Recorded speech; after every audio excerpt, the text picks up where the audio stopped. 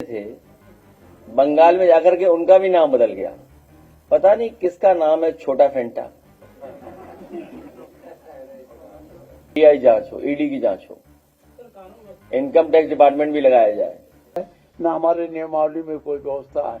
हमारे नियमावली में प्रशंसा और निंदा के प्रस्ताव की व्यवस्था है, लेकिन वो ऐसा नहीं है किसी विधेयक के खिलाफ हो, किसी व्यक्ति विशेष के खिलाफ हो सकता है।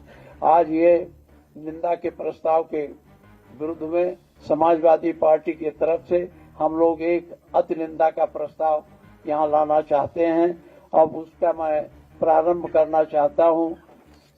श्रीमती माननीय गीता पासी जी।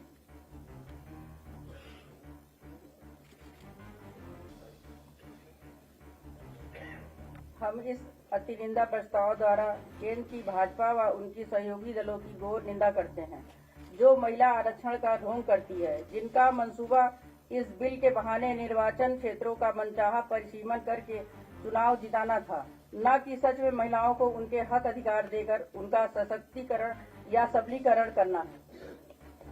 श्रीमती पिंकी यादव जी।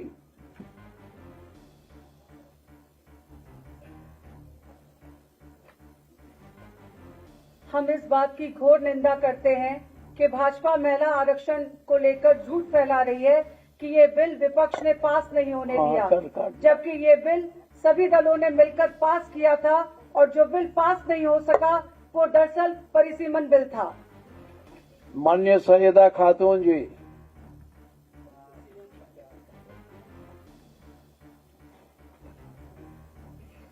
इस बात की भी घोर निंदा करते हैं कि भाजपा ने महिला आरक्षण में पिछड़ी व अल्पसंख्यक महिलाओं के राजनीतिक प्रतिनिधित्व के प्रश्न पर कोई स्पष्ट प्रावधान नहीं किया है। माननीय इंद्राणी वर्मा जी।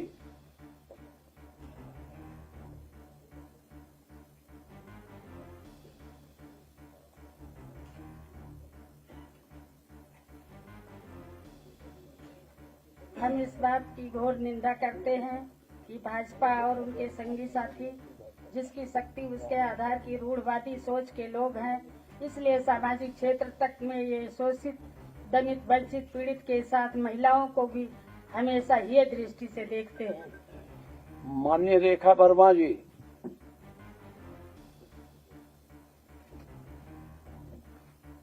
हम इस बात की घोर निंदा करते हैं कि भाजपाइयों की पुरुषवादी सामंती सोच आज भी नारी के मान सम्मान के प्रति आजादी नहीं देना चाहती है।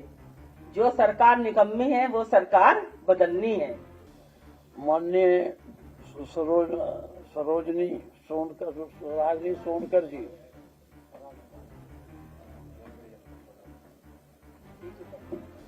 हम इस बात की घोर निंदा करते हैं कि भाजपाइयों की यह पुरुषवादी घिसी पिटी पुरानी सोच आधी आबादी अर्थात महिलाओं का मान नहीं करती, बल्कि बालिका, युवती या नारी के रूप में जब भी वो कुछ कहना या करना चाहती हैं, तो भाजपाई और उनके संगी साथी सदैव वो मौका ढूंढते हैं जब वो स्त्रियों का पारिवारिक, सामाजिक, सार्वजनिक अपमान कर सके और उनके चरित्र तक पर कीचड़ उछालकर उनका मानसिक उत्पीड़न कर सके, नारी के विरोध करने की शक्ति के मनोबल को तोड़ सके। माननीय मारिया शाह जी।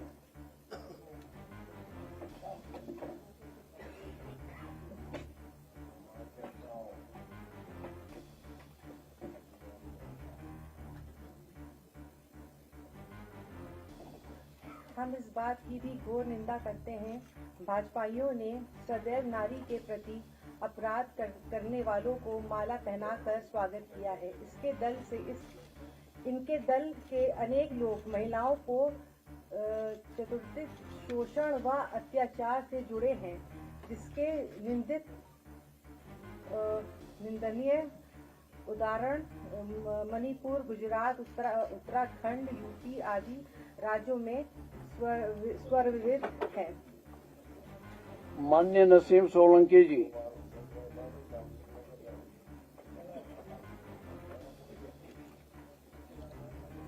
हम इस बात की भी घोर निंदा करते हैं कि नारी वंदन का ढोंग रचने वाली भाजपाई सोच वस्तुत नारी विरोधी है। वो कभी पहलगाम की विधवा का अपमान करते हैं, कभी हाथरस, कभी गाजीपुर की बेटी का या कभी कानपुर की किसी नवविवाहिता का। ये भाजपाई नारी वंदन की जगह उनके क्रंदन का कारण बन रहे हैं।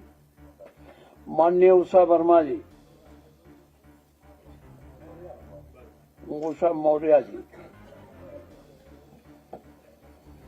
हम इस बात की भी घोर निंदा करते हैं कि भाजपा उस वातावरण को बनाने नहीं देना चाहती जहां नारी पुरुष की समानता व समानता की बात हो। हमारे देश में भगवानों के नाम में स्त्री पुरुष के साथ साथ नाम लेने की स्वस्थ परंपरा को भी उन्होंने तोड़ा है। माननीय मनोज पारस जी।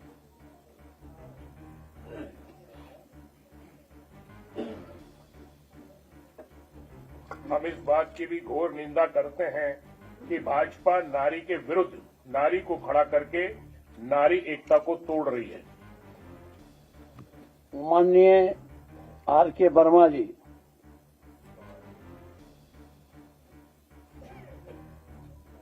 हम इस बात की घोर निंदा करते हैं कि भाजपा चुनाव के समय नारी को प्रतिनिधित्व करने का सबसे कम अवसर देती है। माननीय अतुल प्रधान जी। हम इस बात की भी घोर निंदा करते हैं कि भाजपा और उनके संगी साथी अपने संगठनों में नारी को कभी भी उचित मान सम्मान स्थान नहीं देते हैं। माननीय पंकज मलिक जी। हम इस बात की भी घोर निंदा करते हैं कि भाजपा और उनके संगी साथी नारी के लिए कार्यस्थलों में जानबूझकर नकारात्मक माहौल बनाए रखना चाहते हैं जिससे वो घरों की दहलीज से बाहर न आ सके। माननीय शाहिद मंजूर जी।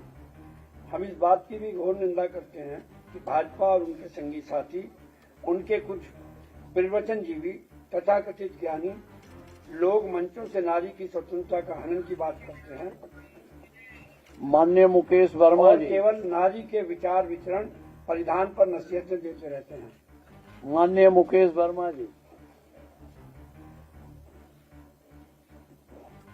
हम इस बात की भी घोर निंदा करते हैं कि भाजपा और उनके संगी साथी अधिक बच्चों को जन्म देने की बात करके नारी के विरुद्ध षड्यंत्र रचते हैं, क्योंकि इससे नारी शारीरिक रूप से कमजोर होती है और घर की चारदीवारी तक सीमित हो जाती है।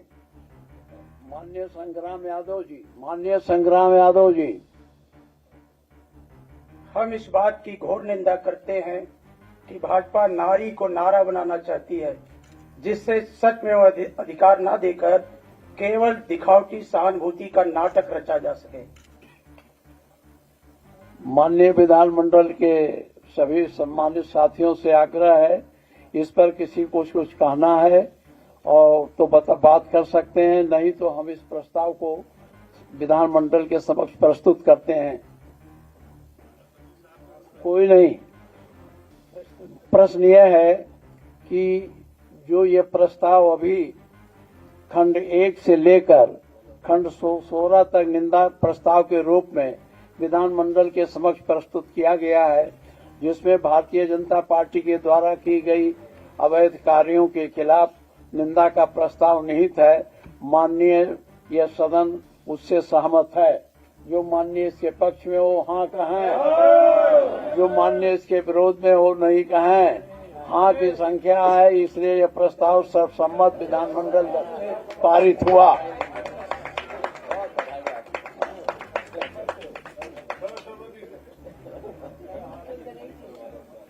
बताइए आपने बिल्कुल स्पीकर का रोल प्ले कर दिया नहीं और क्या, बिल्कुल स्पीकर की तरह काम किया था आपने। वो विपक्ष की तैयारी कर रहे हैं, हम लोग पार्लियामेंट।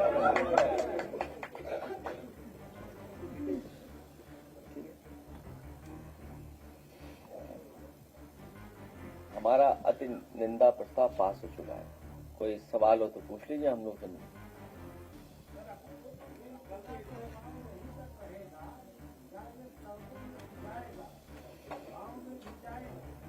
पार्टी के माध्यम से सब लोगों को जागरूक करेंगे। और इसमें आप लोगों की भी भूमिका बड़ी इसलिए है कि जो एक्ट बन गया है जिसमें महिला आरक्षण बिल कानून बन गया है, भारतीय जनता पार्टी चाहे तो अगले चुनाव में ही लागू कर सकती है। लेकिन कई बार हम देखते हैं कि लोकतंत्र में जिन्हें सबसे बड़ी भूमिका निभानी है, पता नहीं किस भार की वजह से वो सत्ता का साथ देते हैं।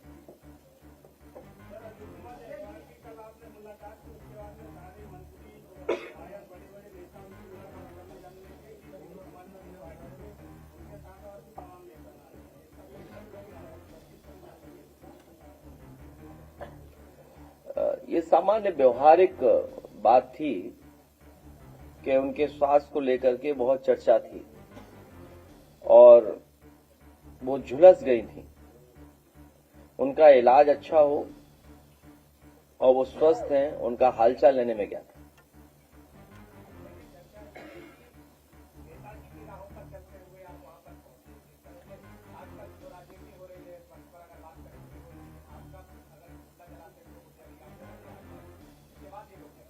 हालांकि बहुत पर्सनल हो जाएगा जो मैं कहूंगा, वो मैं कहना नहीं चाहता। मतलब आप अपने पे बात मत लेना, मतलब ये उनके लिए है जो ये कह रहे हैं। हम सब लोग नेताजी के ही रास्ते पे पहले दिन से चल रहे हैं। उनकी आईसाइट कमजोर है, उन्हें अपने चश्मे का स्वास्थ्य विभाग से नंबर चेक करा लेना चाहिए। हाँ? हमारा एक एक सदस्य बोलेगा भारतीय जनता पार्टी के खिलाफ।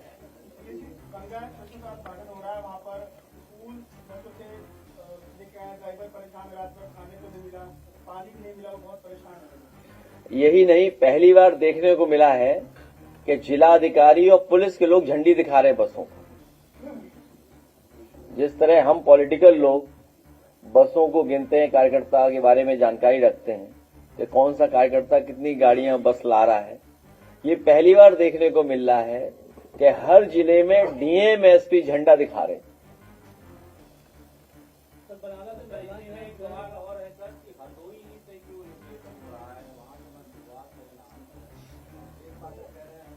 वो हर काम बीच वाला करते हैं। मुझे लगता है दिल्ली और लखनऊ की दूरी बिल्कुल सेंटर होगी लगभग ये। हालांकि आजकल तो बहुत सी चर्चा हो रही है उनको भी अधिकार देने की।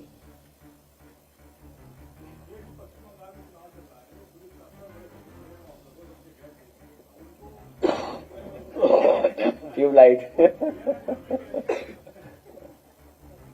क्या चीज?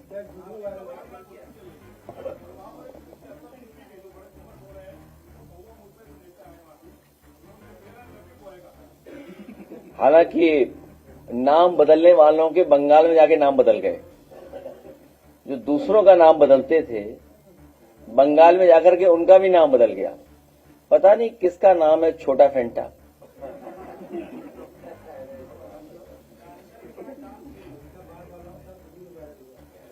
वो मेरी जानकारी में नहीं है।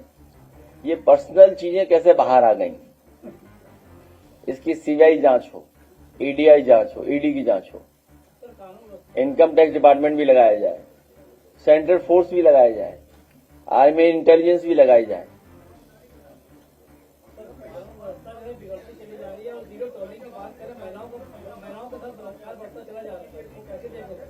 बहुत दुखद है, बहुत दुखद है। और कई घटनाएं सरकार छिपा रही है।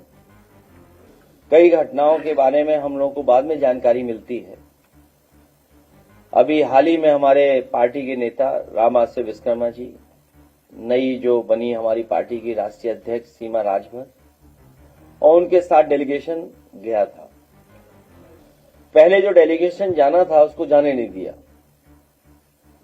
बाद में सरकार सहमत हुई। सरकार हर चीज को वॉच कर रही थी। तो जब डेलीगेशन गया है तो बहुत सारी सच्चाई इनको जानने को मिली है। इनके तमाम हमारे रामआश्रय विश्वकर्मा जी और समाजवादी पार्टी के लोगों ने बहुत सारी जानकारी मिली। वहां की पुलिस, वहां के दबंग लोग, वहां के दबदबा रखने वाले लोग, वो नहीं चाहते थे कि सच्चाई बाहर निकले। पहली बार देख रहे हैं, और पहली बार नहीं, पिछले 9-10 साल से यही देख रहे हैं, 9 साल से, कि सरकार, बीजेपी और प्रशासन तीनों मिलकर एक काम कर रहे हैं। जो बीजेपी की मंशा है उसी के हिसाब से काम कर रहे हैं।